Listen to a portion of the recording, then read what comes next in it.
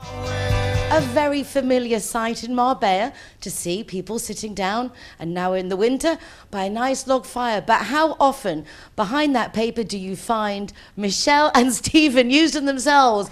Merry Christmas! Merry Christmas! What a wonderful, wonderful gift for me to have you both on the programme for the first time. I hope it will be the first of many. Thank you so much for joining us.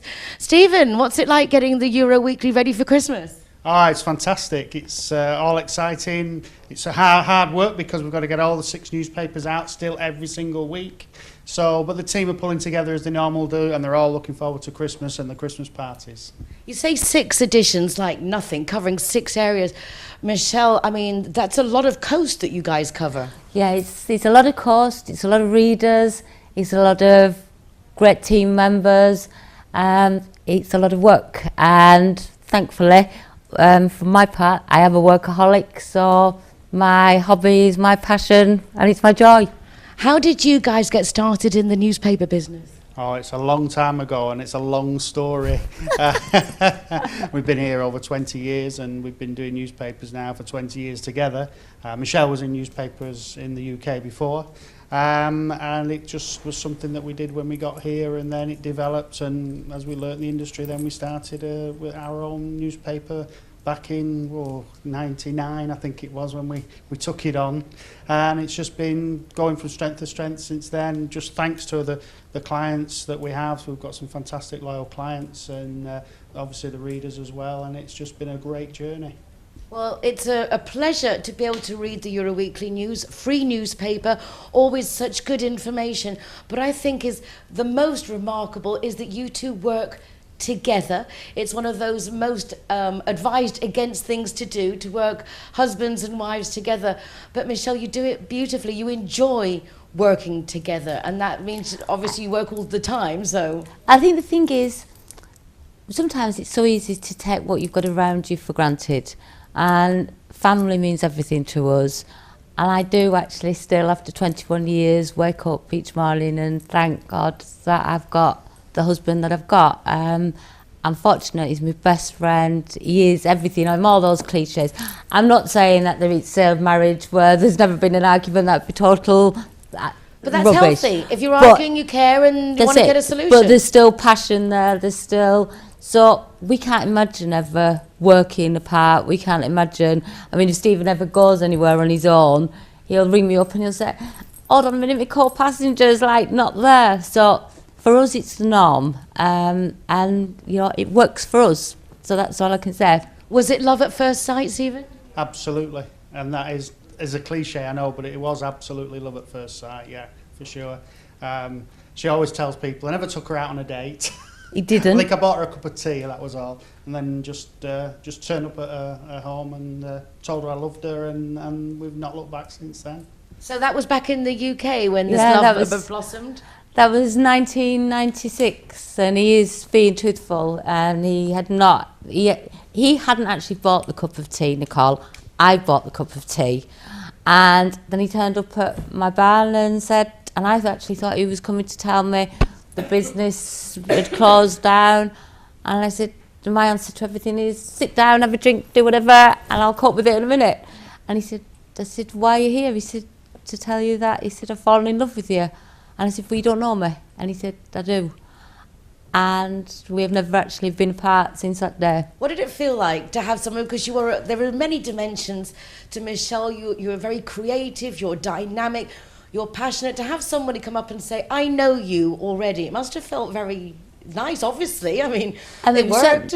No, it was actually quite frightening, because on first impressions, I think the claws give it away.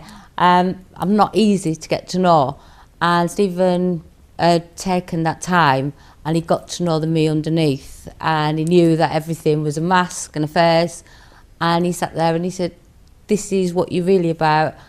And I thought, wow, somebody who's actually taken the time and analysed me, and they've devoted that time. And I'm thinking, and then it was just like that piece of me that had been missing all those years had come together.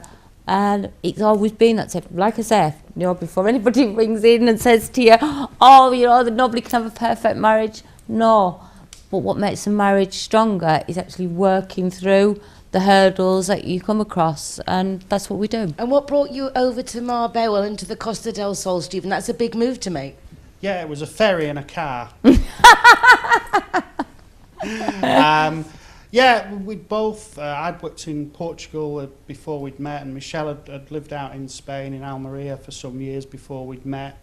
And we both felt, when we got together, that it was something we both liked to revisit and do again. There was, you know, lots of reasons, but the main one was that we really wanted to try abroad and a fresh start. We did feel like, you know, we are two peas in a pod, if you like, and the reason it works so well, and like Michelle says, you know, there's no such thing as, it's not all chocolate box and what have you, but it just works because we aren't alike, we're actually opposites, and that's why we fit so well together. And it's just, you know, we just came over because we wanted a fresh start on our own as two people. Well, you're doing a beautiful job. Over the years you've been here, I'm sure you're more aware than I am what a lifeline the Euro Weekly has been to so many expats, particularly at the beginning when there was really nothing for any English speaker in the coast to keep you in contact with what's going on, news back home. Yeah, I think obviously over time everything's changed. I mean, we've got radio stations, we have TV stations, brilliant ones, we have online. But the difference with the Euro Weekly is, although a lot of our people are bilingual, we are still an expat publication written by expats for expats. And I hate using the word expat, but that's what we are. And our intention is to help people to actually integrate into this wonderful society. And, you know, when I see my grandchildren and they're eating octopus and, you know, they don't know about McDonald's, their thing is the traditional Spanish food, I think actually how lucky we are we've achieved that goal. And so the Euro Weekly, we are a lifeline. I mean, this morning the phone was going, the first one was at 3 o'clock this morning, and Stephen actually didn't hear that one, and I think he'd be quite upset if he'd known about it. That was from some ex-readers from Mahaka who are now in Tenerife. And then my next phone call was at 7 o'clock in the morning from a mother who was having problems with her son. And as an expat, she didn't know where to take that problem. And that's what we are about. We are very much 24/7 a family. And that's what people need to know. But you keep that philosophy through the 6 papers in your 6 areas. I mean, that is no mean feat. How do you keep your personality, which you do, in each of those publications? I think as we've developed, there are a lot of good people in the teams, and they understand us, so they understand our beliefs. You know, we don't believe that everything round the corner is rosy. No, we don't. But we are followers of happiness, and we practice being grateful every single day of our life. And that has got to be, we live in the moment. We live for today, and today is what matters. And I know that people say, oh yeah, but you've got to concern yourself tomorrow. No, don't worry about tomorrow. Let's just make the most. And we actually try, don't always achieve it, Nicole, but we try as a couple, when we come home at night, we sit down and say, right, how was your day? How have you benefited somebody's life? And it may be you've just given somebody a smile when they needed it, somebody a kiss when they needed it, you actually gave some advice when they needed it. But if you can't actually go home and look in the mirror and say, I've made today worthwhile, then it's time to call it quits. What a beautiful philosophy. And I have to say, I got a lot of time actually people criticising that I'm very complimentary when there's something to say, otherwise I keep quiet. But Michelle, you leave me down on the floor, because for me personally, is how you do your best to make people feel good about themselves. And not only that, Stephen, the paper, although obviously a business, and you are the business side, the amount of charity and things that you guys support really shows the community spirit that you have.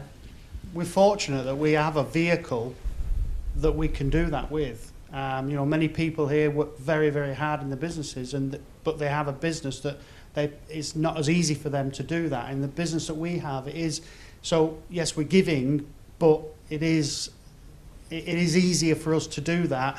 And if it makes a difference, then we're really pleased to do that. And you have to give to receive, and that's the way we've developed, and that's what we want to do. You know, we have worked very hard for 20 odd years, but at the end of the day, if we can give something back, then that's brilliant. That's what we like to do if we can. You do some great charity campaigns, and I know you, Michelle, are very much involved with the community. What are the things in the last 20 odd years that you've seen that you think, because Marbella has really progressed so much, but what would you think that things that we could do as a community better for each other, as you're always so aware of what everyone's... I think first of all, you could organise this, Nicole, and I've said it so many times, the media need to work together. I did it in the UK, and I don't see why we shouldn't leave that legacy behind. And yeah, we're all in business, but let's share that business and let's share the ethos, because at the end of the day, the stronger we make Marbella, the stronger we make the Costa del Sol, the stronger we make any of our regions where we've decided to adopt as our home, then the better for our children, our grandchildren, and for the future generations. So I honestly believe that, a bit like you, if you can't say something good, then don't say it. I'm not afraid to say that. If somebody comes to me with negativity, and it's negativity just because it's their negativity, I will on no uncertain terms tell them to go away. But if we work together, there are some wonderful charities. I know the British love their dogs and their animals. I've also on the receiving end of the British who leave the dogs locked in apartments and they've gone back to the UK. So don't ever tell me a Spaniard treats the dogs badly, because there's good and bad in both sides. But the orphanage, we have a wonderful group of people up in the Costa Blanca, and I know it doesn't sound glamorous, but actually running an orphanage isn't. We've just bought them a pallet load of toilet rolls, because believe it or not, kids at Christmas eat things that they don't normally eat. So therefore, and that's where the practical side of Stephen and I come in, I don't want to do the fluffy. I want to make sure those kids are actually warm and they've got basic needs of toilet roll. And can you believe when you sat around your dining table or you're out tonight for dinner that the kids here haven't got those basics? And that's where we think it's important. We can't forget our grassroots. I know what it's like to be cold. I know what it's like to be hungry. I know, and not that long ago, 20 years ago, we were those people. So it's only right that we give back. And if we work together, then we can all give a lot more. Well, I think we've all learned a lot in the last 10 minutes with the emblematic Michelle and Stephen Euesdens, who are not often seen as such for themselves. You are there working behind the scenes, but I'm really honoured. I feel blessed that you've come in front of the cameras to actually say something, a little Christmas message for your public, Stephen. Yeah, I just hope everybody has a fantastic time, obviously. That's both the clients and the readers.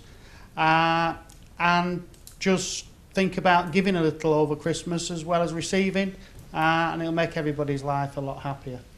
Michelle, your last words for our Christmas message? We are, at the end of the day, a very special community. So when you're cooking that Christmas lunch, it doesn't hurt to remember the old lady or the old guy down the road. Just make that extra meal. Or if you actually think, you're going out for dinner, all right, they might be tedious, but one day that hopefully will be us being old. And don't forget, there's a lot of people doing a lot of voluntary work. And, we have still got soup kitchens in Malaga. We still do need. So perhaps if you just said, all right, okay, 10 euros of that money will go towards somebody. It might not change your life, but it could change your neighbours. There you go. Even a smile can change somebody's life. Michelle, Stephen, I hope this is part one of the saga of interviews that we'll be doing. I have to say that I feel that I've had my Christmas present. I got an exclusive interview with Michelle and Stephen Euesdens of the Euro Weekly News.